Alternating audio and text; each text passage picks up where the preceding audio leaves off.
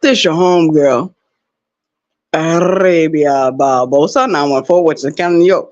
We asking the simple question about the black community and mental illness. Does it really exist in our communities? It does exist. You know why it exists? Because of all the bullshit we've been through in this world. Whether we was born in slavery or born during Jim Crow times, they passed down from generation to generation. The mental health of black people is in jeopardy. It's been in jeopardy for over 400 years. Shout out to the chat. Those that are not here will catch the playback. And you will catch what I said. During slavery, didn't our people go through a time period of physical, emotional, mental, spiritual abuse? When the first slaves first came to these shores in America or either in Europe or any other country, they were stripped of their names, they were stripped of their culture, they were stripped of their language, they were stripped of their religions, their belief systems. And it's a reality. And black people in this country have become minstrels, clowns, entertainers of our pain, of our distress.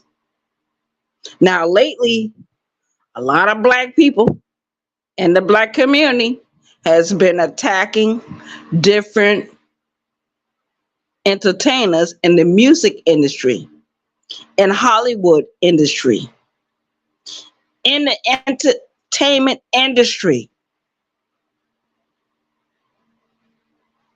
It's a reality what's going on. And just like Sister Ali, Mother Ali, that wrote the book, The Black Man's Guide to Understanding the Black Woman, didn't she say that black people in this country gotta go through therapy, a collective therapy, and the government will never pay for it? That's why they give you welfare. That's why they give you food stamps.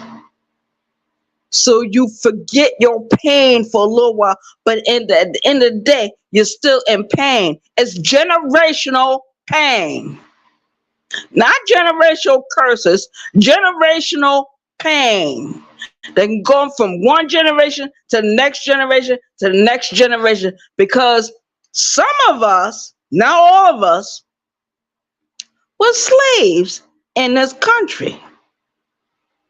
According to my biological mother, her family that came from Africa was slaves. She is related to Dr. Buzzard. You know his history. Look up his history. Research his history. Shout out to the chat. It is what it is. 914 Western County, New York. I'm not talking about generational curses. I'm talking about generational pain, generation shame, generational embarrassment. Because according to the Nation of Islam, black people created the whole earth. And we got separated from some of our family members that hated us. That's why I keep saying your biggest enemies are not people on YouTube or any social media platform. They're not at your job. Some of them are your own family members. Wives being murdered by husbands.